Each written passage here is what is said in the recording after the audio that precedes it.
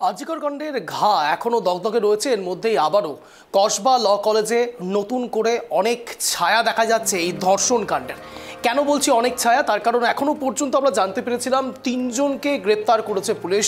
এবার নতুন আপডেট, নিরাপত্তা রক্ষীকেও ইতিমধ্যে গ্রেপ্তার করে ফেলেছে পুলিশ। এই সমস্ত বিষয়ে কথা বলবো। এই মুহূর্তে রয়েছে আমার সহকর্মী সুপর্ণা। একটা বিষয় এখানে একেবারে পরিষ্কার, তা হলো আজিকর কাণ্ডের রেশ এখনো কাটেনি। বিভিন্ন সময় কানে আমরা শুনতে পাই আর কবে গান, অন্তত অরিজিৎ সিংয়ের, কিন্তু সেই মুহূর্তে আবারও কসবা ল কলেজে নতুন করে এই ছবি, এবং ঠিক সে জায়গায় নিরাপত্তা রক্ষীও এবার গ্রেপ্তার হলো। ঠিক কী কারণে গ্রেপ্তার হলো, কি জানতে পারছো?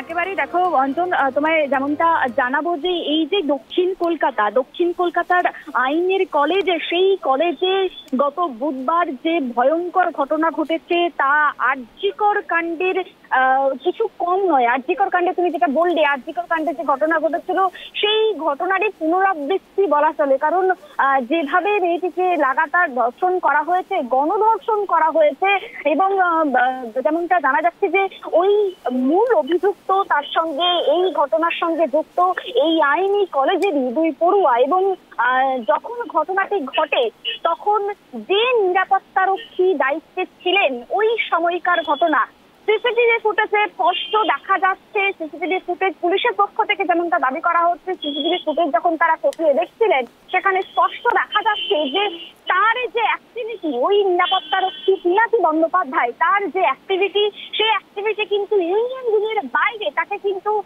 বাইরে ঠেলে বের করে দেওয়া হয়। এবং যখন বের করে দেওয়া হয় তখন মনোজিৎ যখন তাকে বলে যে বেরিয়ে যান, তখন তিনি বাইরে বেরিয়ে আসেন এবং তারপরে কিন্তু তিনি বাইরে ঘোরাফেরা করেন।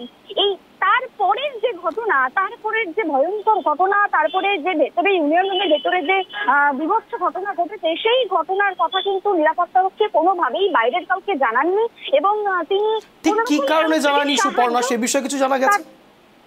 একেবারে অঞ্জন, তোমাকে জানাবো যে আমরা কিছুক্ষণ আগে কথা বলছিলাম যে সিকিউরিটি এজেন্সির মাধ্যমে এখানে নিরাপত্তারক্ষী প্রোভাইড করা হয়। সেই সিকিউরিটি এজেন্সি তিনি কিছুক্ষণ আগে ঘটনাস্থলে আসেন এবং তিনি যেমনটা বলছেন যে তাদের যে সিকিউরিটি এজেন্সি গত 2 বছর ধরে এখানে তারা নিরাপত্তারক্ষী প্রোভাইড করছেন, এবং তাদের কাছেও কিন্তু একাধিকবার এরকম অভিযোগ উঠে এসেছে এই যে মনোজিতের যে দাপাদাপি এই কলেজে, বা তার যে প্রভাব, বা তিনি এই যে ধরনের কার্যকলাপ গুলো করেন যে তার কথাতেই উঠতে হবে, তার কথাতেই বসতে হবে, তার কথাতে কলেজের একটা বইয়ের পাতা উল্টাবে না, এই যে ধরনের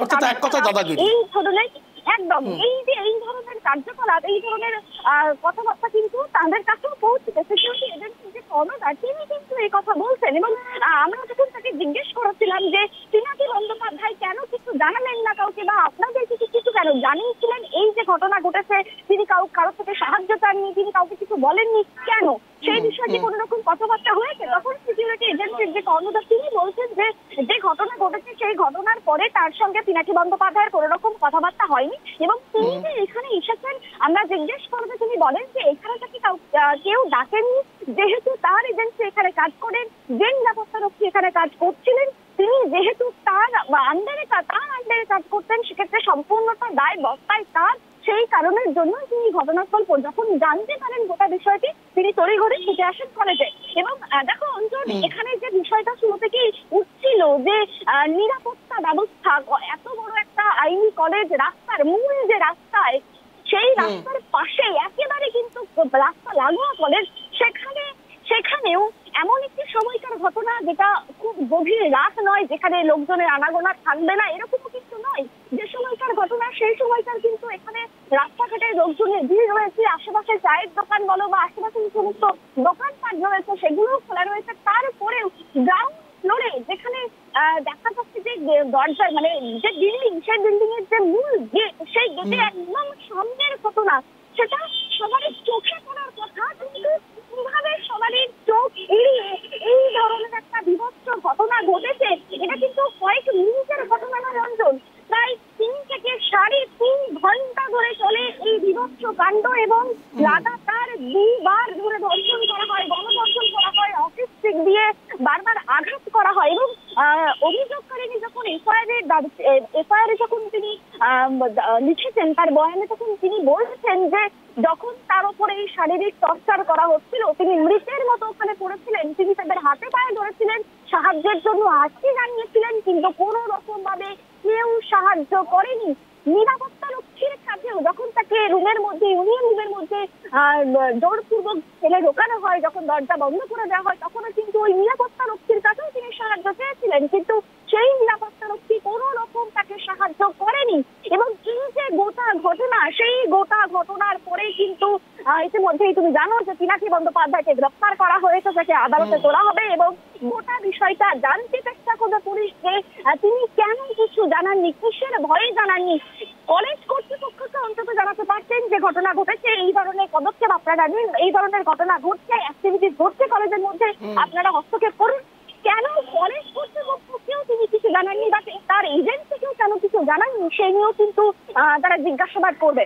অঞ্জন, সুবর্ণা, এখানে একটা বিষয় তুমি খুব ইম্পর্টেন্ট বলেছো, তা হলো এমন এক জায়গায় ঘটনাটি ঘটেছে যেখান থেকে আশপাশে জনবহুল এলাকা, তুমি এটিকে আলোকপাত করলে, এবং তার সঙ্গে সঙ্গে আরও একটা বিষয় এখানে অত্যন্ত গুরুত্বপূর্ণ, তা হলো এখন জাতীয় মহিলা কমিশনের পক্ষ থেকে কসবা পুলিশের কাছ থেকে এক পুঙ্খানুপুঙ্খ রিপোর্ট চাওয়া হয়েছে। এই দুটো বিষয় এই মুহূর্তে দাঁড়িয়ে সাধারণ মানুষের মধ্যে, বিশেষ করে তার আশপাশ অর্থাৎ কলেজের আশপাশের মধ্যে ঠিক কি প্রতিক্রিয়া দেখতে পাচ্ছ তুমি?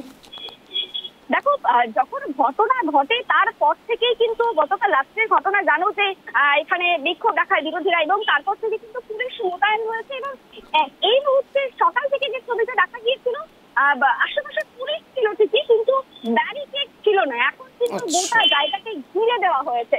যে সমস্ত মানে মূল যে জায়গা, বাইরের দিকে রাস্তা থেকে প্লেস অফ অকারেন্সের কথা তুমি বলছো, একেবারে প্লেস অফ অকারেন্সের যে মূল জায়গা, সেই জায়গার বাইরে ফুটপাত, যেখানে লোকজন যাতায়াত করে, ফুটপাতের যে রাস্তা, সেই জায়গাটিকেও কিন্তু ব্যারিকেড দিয়ে ঘিরে ফেলা হয়েছে। আর পুলিশ যত সময় যাচ্ছে অন্দর, পুলিশ কিন্তু ক্রমশ বাড়ছে ঘটনাস্থলে। আধিকারিকরা, উচ্চপদস্থ আধিকারিকরা আসছেন, কথা বলছেন, বেরিয়ে যাচ্ছেন। এখানকার অ্যাক্টিভিটি, কলেজের সামনের অ্যাক্টিভিটি কিন্তু পুলিশের পক্ষ থেকে কিন্তু এখন করা হয়েছে। এবং দেখো, তুমি জানো যে আজকে করে যে ঘটনা ঘটেছিল, সেখানকার যে প্লেস অফ অকারেন্স সেটা কিন্তু ঘিরিয়ে দেওয়া হয়েছিল। সেই কারণের জন্য সিবিআই হাতে কোনো রকম তথ্য যায়নি, তথ্য লোপাট হয়ে গিয়েছিল, বারংবার এই অভিযোগ করা হচ্ছিল। এই ক্ষেত্রে যাতে সেই রকম ঘটনা না ঘটে বা ঘটনার পুনরাবৃত্তি না হয়, কোন রকম তথ্য যাতে এদিক ওদিক না হয়, সেই কারণের জন্য কিন্তু পুলিশের তৎপরতা কিন্তু তুঙ্গে, সেই ছবি কিন্তু সকাল থেকে পরিলক্ষিত হচ্ছে। সুবর্ণা, আরো একটা বিষয় গুরুত্বপূর্ণ জানতে চাইবো, তা হলো এই পিনাকি যে ব্যক্তি নিরাপত্তা রক্ষী হিসেবে কাজ করছেন, কতদিন ধরে এই কলেজে কাজ করছেন সেই বিষয়ে কিছু জানতে পারছো? একেবারে সিকিউরিটি এজেন্সির যে কর্ণধার, তিনি যেমনটা জানাচ্ছেন যে এই পিনাকি বন্দ্যোপাধ্যায় গত 6 মাস ধরে এই কলেজের মধ্যে তিনি কর্মরত ছিলেন এবং তাকে দায়িত্ব দেওয়া ছিল। এবং যখন ঘটনাটি ঘটে, তিনি সেকেন্ড হাফে কাজ করছিলেন, অর্থাৎ দুটো হাফে এদের সিকিউরিটি এজেন্সি তাদের সিকিউরিটি প্রোভাইড করে, এবং তিনি তখন সেকেন্ড হাফে ছিল। আর তিনি গোটা ঘটনাটি দেখেছেন, ঘটনাটি জানেন। এবং দেখো অঞ্জন, এই ঘটনার সঙ্গে আরো কেউ জড়িত রয়েছে কিনা, সেই পুরো বিস্তারিত বিষয়টি কিন্তু জানা যাবে সিসিটিভি ফুটেজ খতিয়ে দেখে কিন্তু পুলিশ নিরাপত্তা রক্ষীকে গ্রেপ্তার করেছে। এবং গেটের একদম মূল যে গেট, সেই মূল গেটের ওপরে যে সিসিটিভি ফুটেজ খতিয়ে দেখেছে, যে সিসিটিভি রয়েছে, সেই সিসিটিভির যে অ্যাঙ্গেল, সেই অ্যাঙ্গেল কার্যত প্লেস অফ অকারেন্সের দিকেই রয়েছে। সেখানে কারা ঢুকেছিল, কতক্ষণ ছিল, বুঝতে পেরেছি। অনেক ধন্যবাদ সুবর্ণার সঙ্গে থাকার জন্য। প্রত্যেকটি পুঙ্খানুপুঙ্খ আপডেট তুমি নিতে থাকো, তার কারণ একেবারে গ্রাউন্ড জিরোতে আমাদের সহকর্মী রয়েছে। কসবা ল কলেজে পরতে পরতে রহস্য চুপিয়ে আছে, আর ঠিক সেখানে প্রশ্ন আসতে শুরু করেছে যে এই মুহূর্তে দাঁড়িয়ে এই নিরাপত্তা রক্ষী কেন কিছু বললেন না, প্রথম প্রশ্ন। এবং দ্বিতীয় প্রশ্ন, 10:50 অর্থাৎ 7:30 থেকে 10:50 অব্দি এই নারকীয় ঘটনার সাক্ষী থাকলো Kasba law college. What next? 10:50 পরে ঠিক কি হলো? 10:50 পরের ছবি ঠিক কি ধরা পড়েছে কসবা ল কলেজে? অন্তত সিসিটিভি ফুটেজ কি বলছে? এই মুহূর্তে দাঁড়িয়ে তদন্ত ঠিক কোন দিকে এগোচ্ছে? দফায় দফায় পুলিশের সংখ্যা বাড়ছে, অন্তত গ্রাউন্ড জিরো রিপোর্ট তাই বলছে। জাতীয় মহিলা কমিশনের পক্ষ থেকে কসবা পুলিশ থানাতে ইতিমধ্যেই ডিটেল রিপোর্ট চাওয়া হয়েছে, ঠিক কি কি হয়েছিল। 3 দিনের মধ্যে সিপির কাছে রিপোর্ট তলব করা হয়েছে জাতীয় মহিলা কমিশনের পক্ষ থেকে। আরও একটা বিষয় এখানে অত্যন্ত গুরুত্বপূর্ণ, 4 দিনের জন্য হেফাজতে নেওয়া হয়েছে এই 3 জন ব্যক্তিকে। গতকালের আপডেট ছিল এই মুহূর্তে নিরাপত্তা রক্ষী তাকেও গ্রেপ্তার করা হয়েছে। তিনি 6 মাস ধরে এখানে কর্মরত, অন্তত যে রিপোর্ট আমরা পাচ্ছি 6 মাস ধরে তিনি সেখানে কর্মরত এবং সেকেন্ড হাফে তিনি কাজ করছিলেন। প্রত্যেকটি পুঙ্খানুপুঙ্খ আপডেট আমাদের নজরে থাকছে, আপনারাও নজর রাখুন প্রায় বাংলার পর্দায়।